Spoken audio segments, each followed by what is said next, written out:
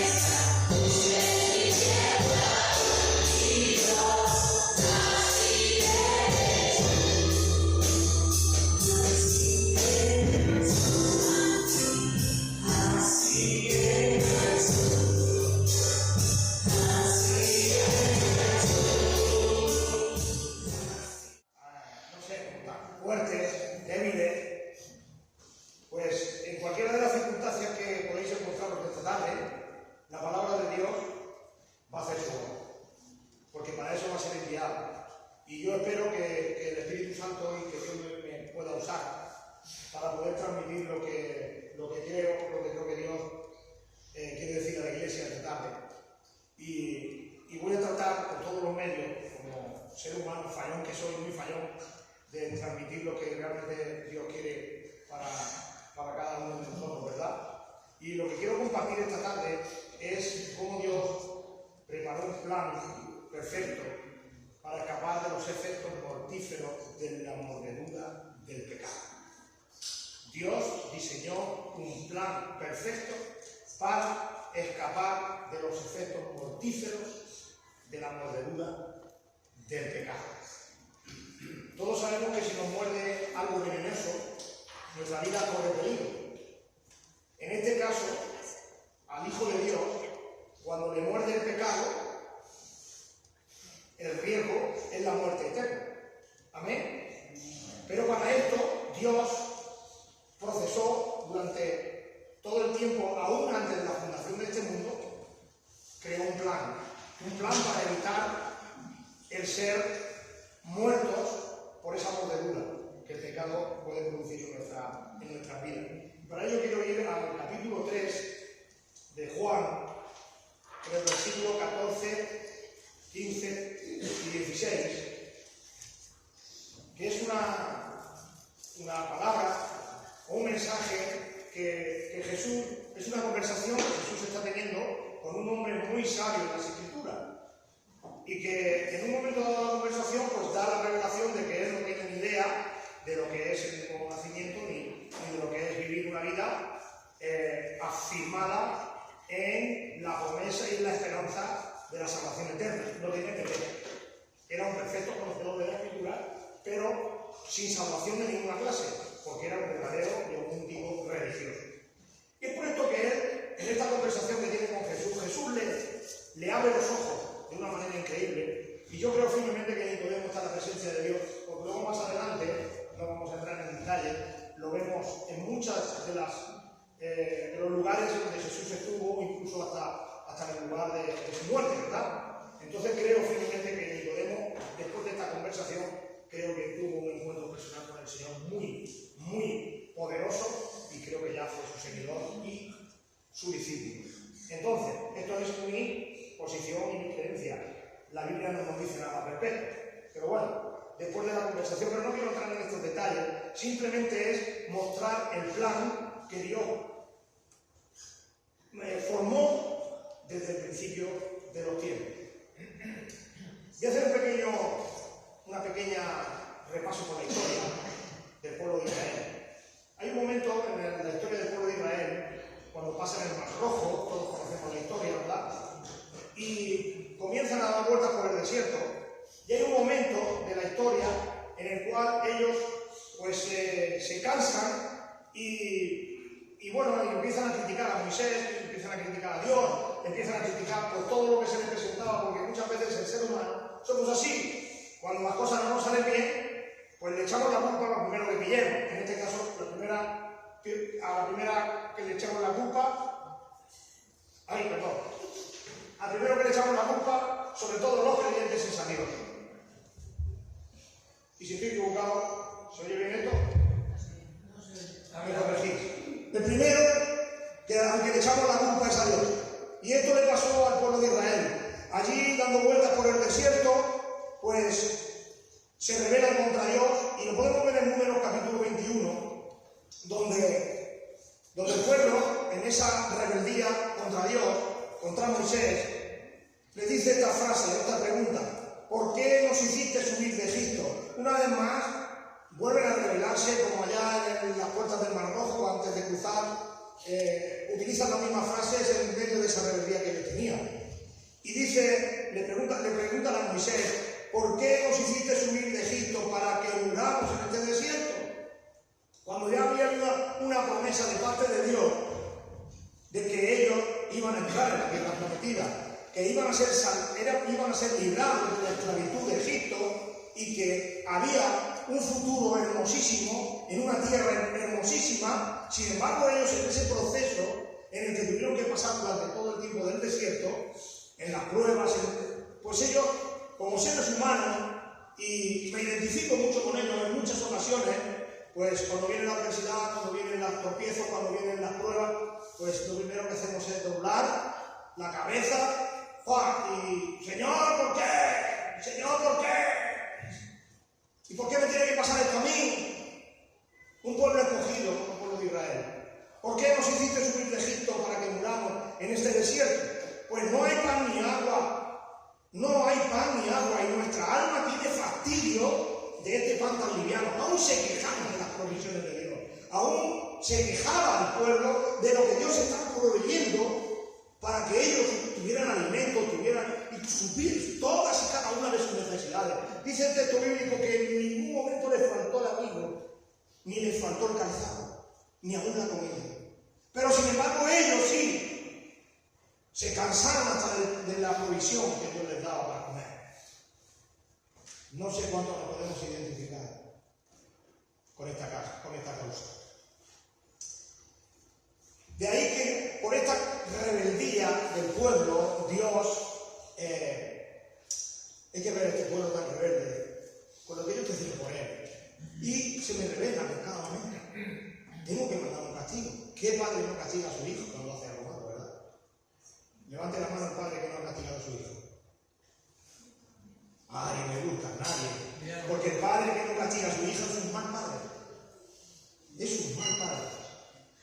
Hermanos, a nuestros hijos hay que reprenderlos, hay que castigarlos y hay que enderezar sus veredas y sus caminos cuando van por más sitio.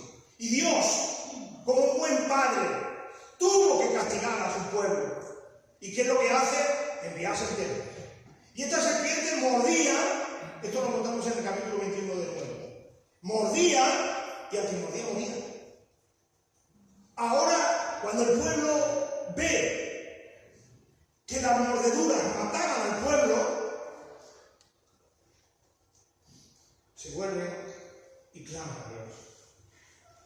Se arrepienten de su rebeldía y claman a Dios. Moisés, por favor, el pueblo está muriendo. Habla con Dios, porque el pueblo le daba miedo hablar con Dios.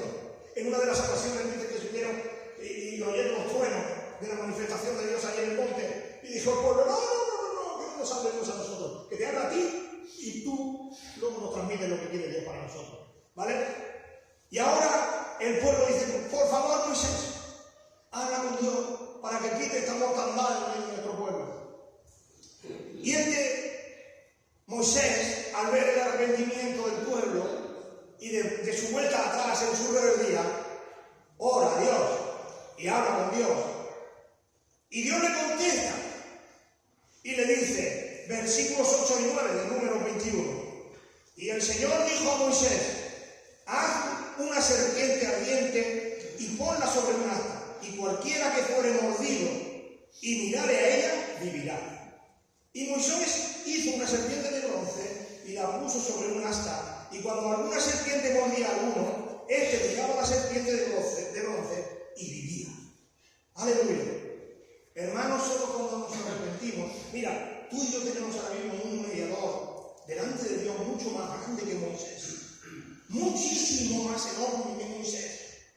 Pero escucha, la enseñanza que la palabra de Dios nos da aquí en este pasaje, cuando Moisés clama a Dios, ¿cuándo clama a Dios? Cuando el pueblo se arrepiente, cuando el pueblo se arrepiente y deja de hacer lo malo delante de Dios. Ahora es cuando Moisés habla con Dios y ahora es cuando Dios le contesta y le da la solución para esa mortandad. Hermano, te digo esta tarde, solamente por medio del arrepentimiento, solamente, aleluya, por la confesión de nuestros pecados, cuando tú realmente te pones delante de la presencia de Dios, con un corazón arrepentido por todo el mal que podemos hacer delante de Dios, todos y cada uno de nosotros, porque no hay nadie debajo del sol que haga el bien, nadie. Pero tú cuando reconoces este estado de separación de Dios por causa del pecado que todos cometemos y te arrepientes y confiesas esos pecados, un intercesor muchísimo más grande que Moisés está delante del trono de Dios, llamado el Cristo bendito, Jesús de Nazaret, el Cristo glorificado, el que está sentado a la derecha de Dios Padre. Aleluya, Él está intercediendo por ti. Él está diciendo, Padre, mira cómo se arrepiente. Padre, mira lo que ha hecho, sí que es verdad, pero mira cómo está arrodillado delante de tu presencia, pidiéndote disculpas y pidiéndote perdón. Él está intercediendo por ti continuamente. Y ahora Dios da la provisión para tu solución, para la solución de tu problema. Aleluya, gloria a Jesús. Qué enseñanza más hermosa y más grande. Ahora, el Señor da la provisión a través de esa serpiente de bronce, pero era la serpiente la que se mató. Era la fe del pueblo mirando a aquella serpiente, pero que realmente sanaba era Dios. La serpiente no tenía nada que ver. Es una orden que Dios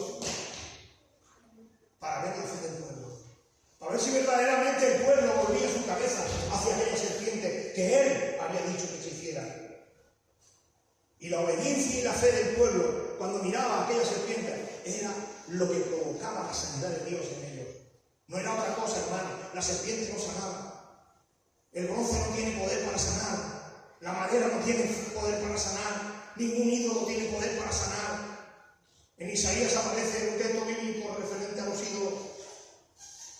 De hecho, más adelante vemos cómo el pueblo de Israel idolatriza esta serpiente.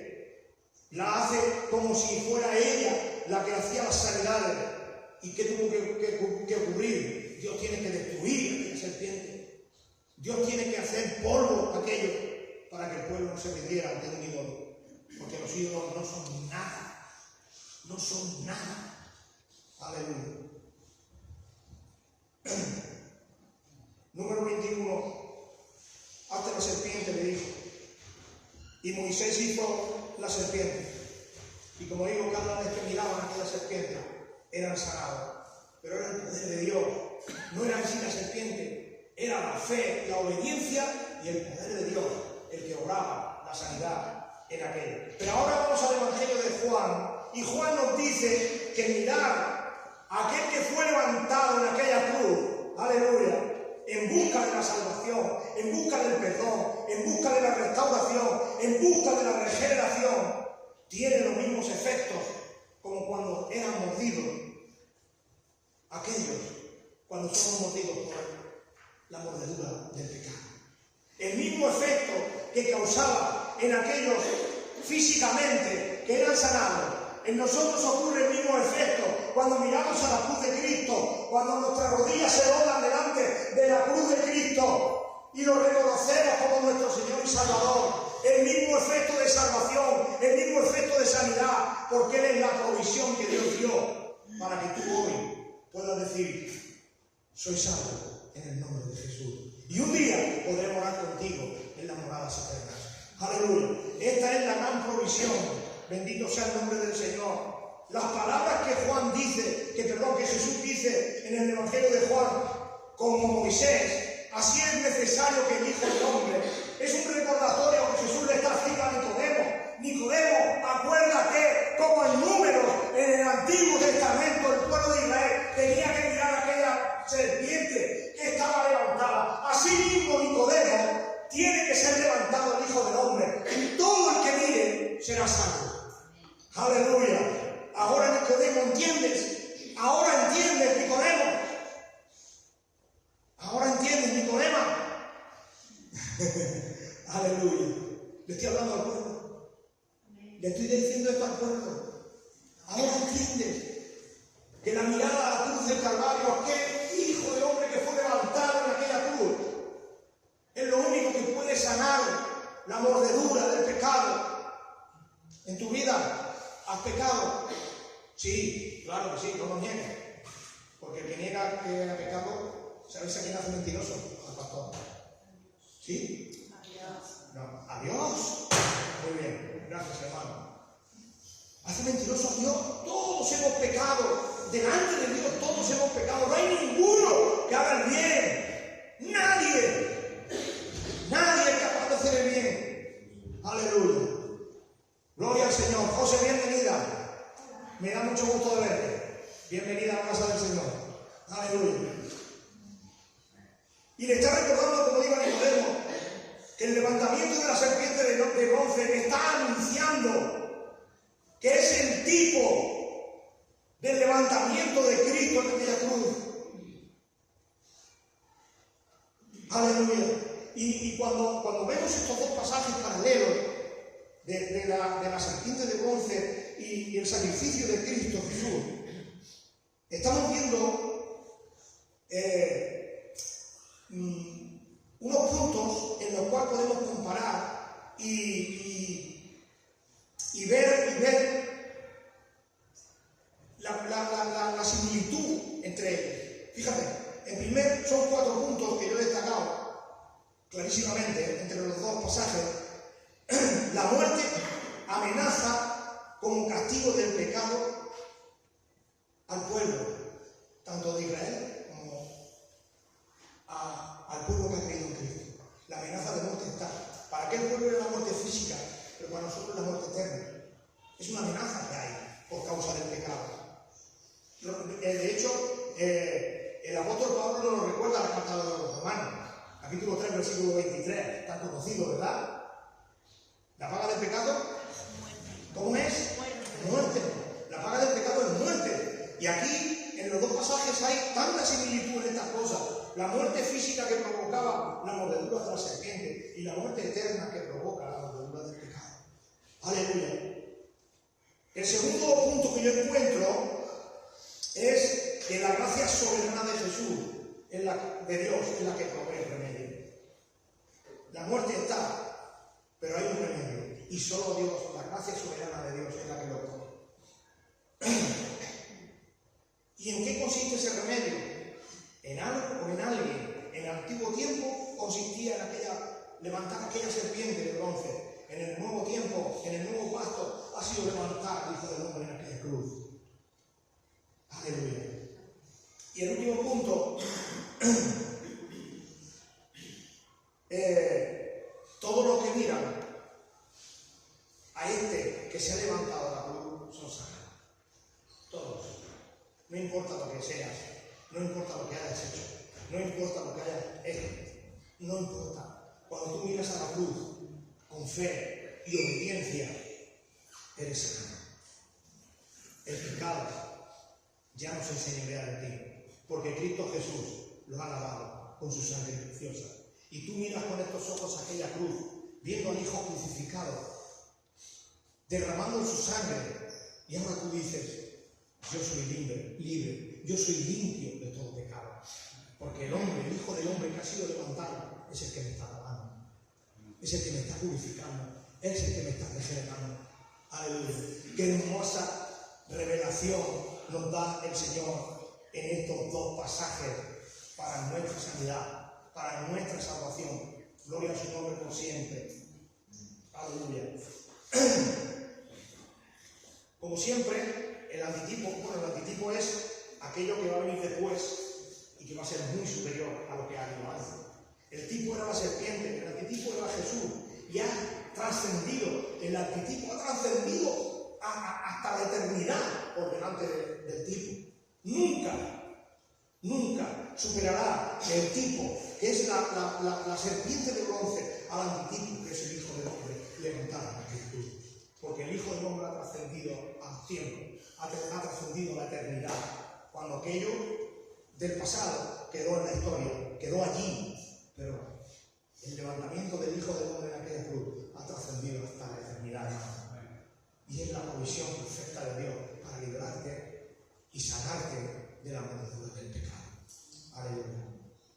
Gloria a su nombre. Quiero ir concluyendo, aunque la conclusión va a ser un poco larga.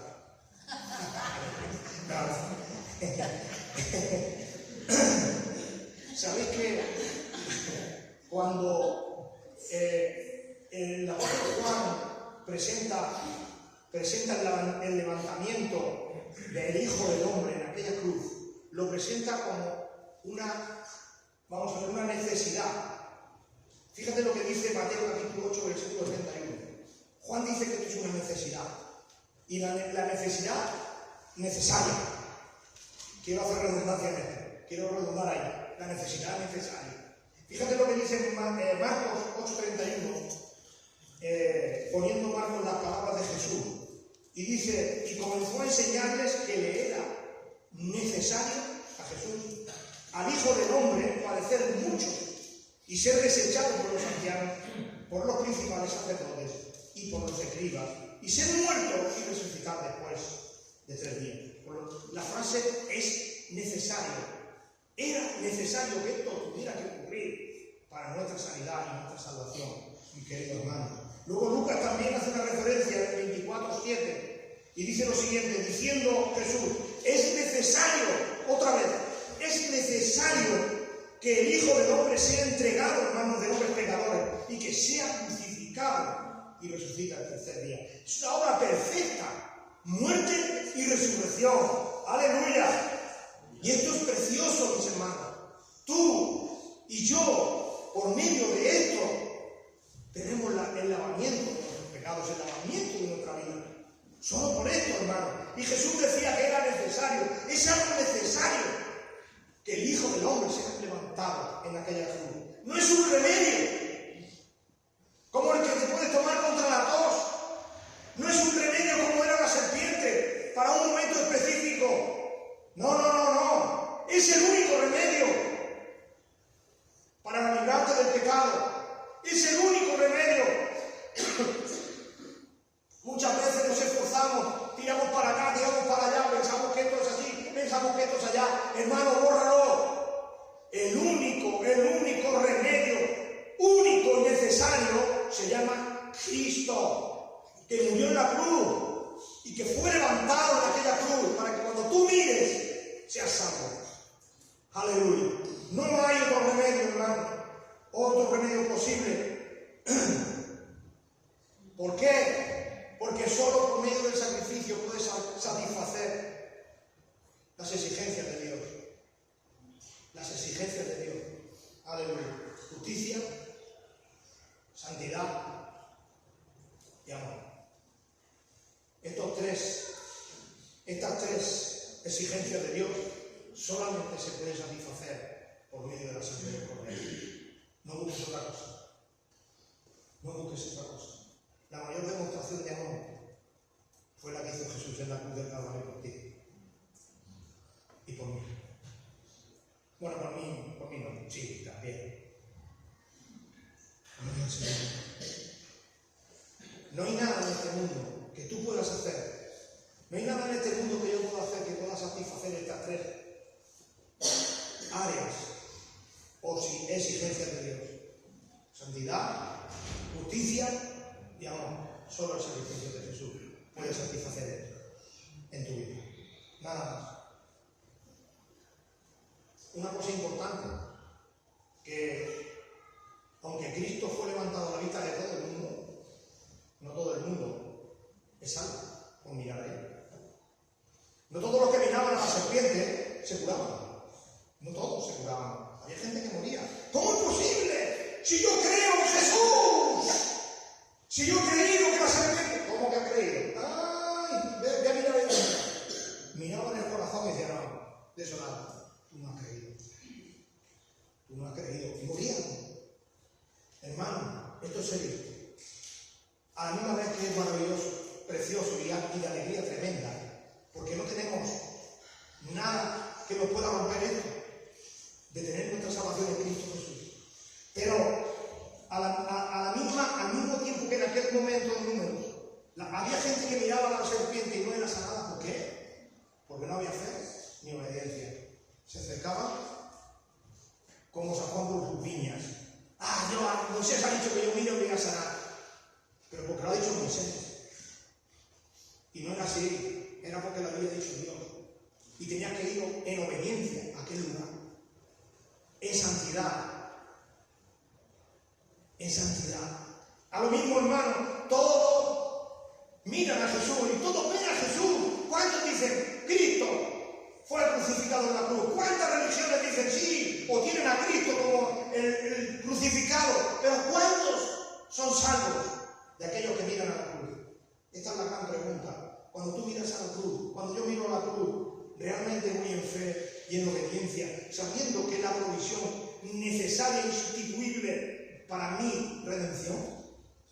Y la única provisión que Dios dio para mi vida, para que un día pueda estar salvo. ¿Lo hago así? Aleluya. Porque no todos los que miran a la cruz son salvos, sino todos aquellos que creen. Dice el texto bíblico. Todo aquel que cree tendrá vida eterna. Tendrá vida eterna. Aleluya. Porque de tal manera,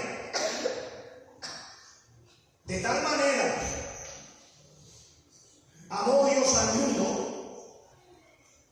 que dio a su Hijo unigénito para que todo aquel que en Él cree, ¿cómo? En Él cree, no se pierda, mas tenga la vida eterna. Gloria a su nombre.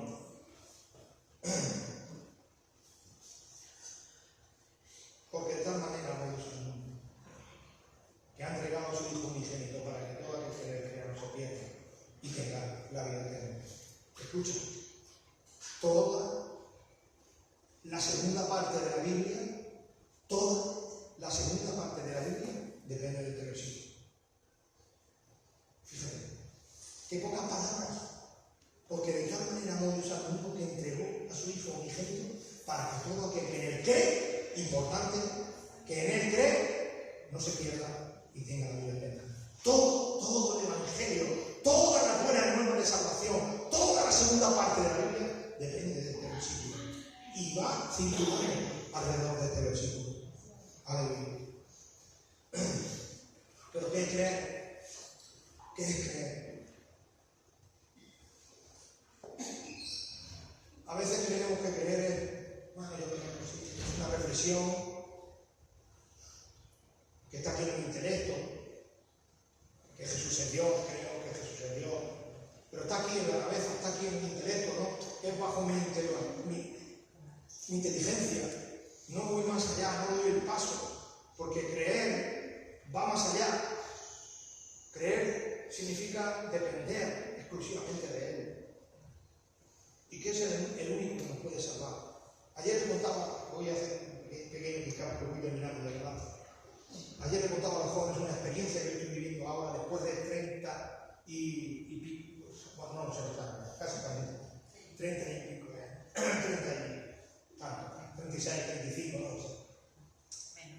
Una experiencia en la cual Dios me está llevando a una confianza extrema. ¿Por qué digo esto? No es que me esté pasando una mano, ni tengo un pecado, tengo mis pecados como cada uno de nosotros pecamos y tal, pero estoy viendo una situación en la que tengo que tomar una decisión. Si voy a tomar la decisión para acá, voy a perjudicar a personas.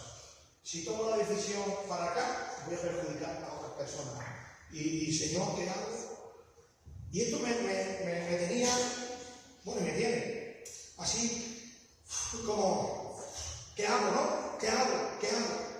Pero cuando preparo el mensaje, cuando estoy dándole vueltas a las cosas de parte de Dios, digo, anda, pues sí que es verdad.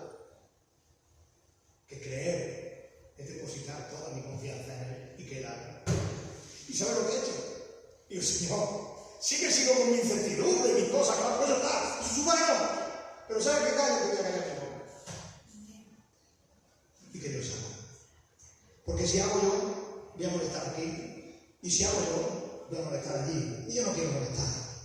Yo quiero que la gente me mire. Y que el amor de Dios lo pueda ver en mí. Y que pueda traerlo hacia atrás a Jesús. Que ellos puedan ver en mí alguien, tanto los de un lado como los del otro. Que puedan ver en mí a alguien que pueda traerlos a Jesús. Si ellos quieren, claro. Pero yo no quiero ser parte de la discordia. Y he dejado esto en manos del Señor, porque esto es parte de mi fe, que Dios va a hacerlo. Y esto es creer, depositar nuestra confianza en Él, y que es el único que nos puede ayudar. Muchas veces confiamos en nuestra intelectualidad, confiamos en nuestra sabiduría, confiamos en nuestras energías, ¿sabes qué te digo? Te voy a decir algo, también por experiencia. Cuando he confiado en mis energías, cuando he confiado en mi intelecto, cuando he confiado en mi fuerza, ¿sabes cómo he terminado? Reventado, muerto. Digo, no voy mal a la iglesia, no quiero saber más nada, muerto. Sin embargo, aprendí a depender de Dios. Es cuando dejo toda mi confianza en Él. Y esto, hermanos, quiero transmitirlo a vosotros, que dependáis exclusivamente de Él. Eso es creer. Déjalo todo en sus manos. Déjalo todo en sus manos. Hombre, lo que corresponda a ti de decisiones, pero siempre con el consejo de Dios. Gloria al Señor.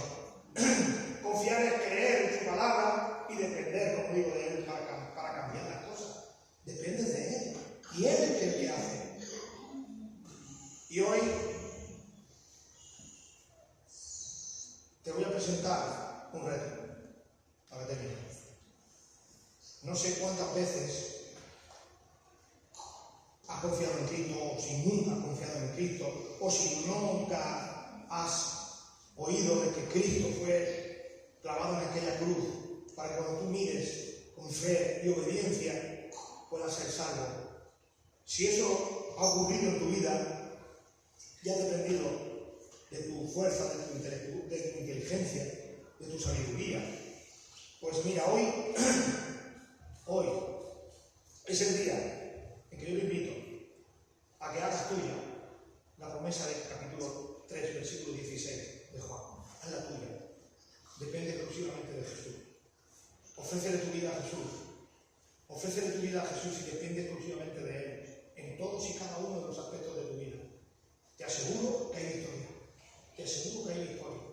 Estés caminando en la vida secularmente y las cosas te vayan mal, no te garantizo que te vayan a ir mejor, pero sí que realmente tu vida va a estar mucho más satisfecha. Seguro que verás el problema, lo verás con otra luz, con otra dimensión, porque Jesús te la mostrará. Aleluya. Y hoy te hago extensa esta promesa. Si has pecado y no encuentras solución para tu pecado, ese pecado te está persiguiendo desde hace 13.900 años y lo tienes ahí y no te deja acercarte a Jesús. Mira, no te digo, no te creas eso, porque eso viene del diablo. No te lo creas. Jesús hace las cosas nuevas. Jesús hace las cosas nuevas. Por medio del sacrificio de Jesús las cosas son hechas nuevas. El pueblo de Dios allá en el desierto miraba y eran sanados físicamente, pero tú hoy si tomas la decisión de mirar a la cruz, al Hijo del Hombre ahí levantado, hoy puede ser sanada tu alma, hoy puede ser limpiado de todos tus pecados, hoy puede ser perdonado, hoy puede ser perdonada y entrar sin problemas en el reino de Dios. Sin problema. Y aquí tienes un intercesor grande, poderoso, que está intercediendo por ti. No le hagas caso a tu pasado. Tu pasado está en el pasado. No te creas lo que te dice el diablo. No te creas que te dice, no sirves, no vale, mira lo que has hecho, ¿cómo te vas a acercar a Dios, que es santo? No, olvídalo, eso viene del diablo. Repréndelo en el nombre de Jesús. Arrodíllate y dile, Señor, perdóname. Te pido perdón en el nombre de Jesús. Y eres aceptado en el reino de Dios. Aleluya. Nunca olvides la palabra del Hijo Poder. Nunca lo olvides. Tenla siempre presente en tu mente y en tu corazón. Aquel hijo se fue, pecó de una manera horrible. Se apartó del padre de una manera horrible. Despreció a su padre. Un padre normal lo hubiera pegado a aguantar y lo hubiera. Pero no, el padre bueno le dijo, toma. Pero cuando volvió, Padre, perdóname, porque he pecado contra ti, contra el cielo. ¿Y qué hizo el padre, mi amado, mi amada? ¿Qué hizo? Lo abrazó y lo vistió con las mejores vestiduras que tenía. ¡Aleluya! Y eso es lo que quiere hacer Dios contigo. No te lo olvides nunca. Cuando entres en el pecado, cuando la mordedura del pecado te muerda en tu vida, ¡aleluya! Vuélvete y mira al Hijo del Hombre levantado en la cruz. Y obtendrás el perdón de Dios. Amén. Tu sangre me transformó y tu sangre me perdonó. Tu sangre me limpió, tu sangre me sanó. Tu sangre me sanó y tu sangre me transformó. Tu sangre me perdonó. Tu sangre me limpió. Tu sangre me sanó. Tu sangre me sanó y hay poder en la sangre que fluyó por amor. Hay poder en la sangre que Él derramó. Vamos, levanta tu voz. Canta, hay poder en la sangre.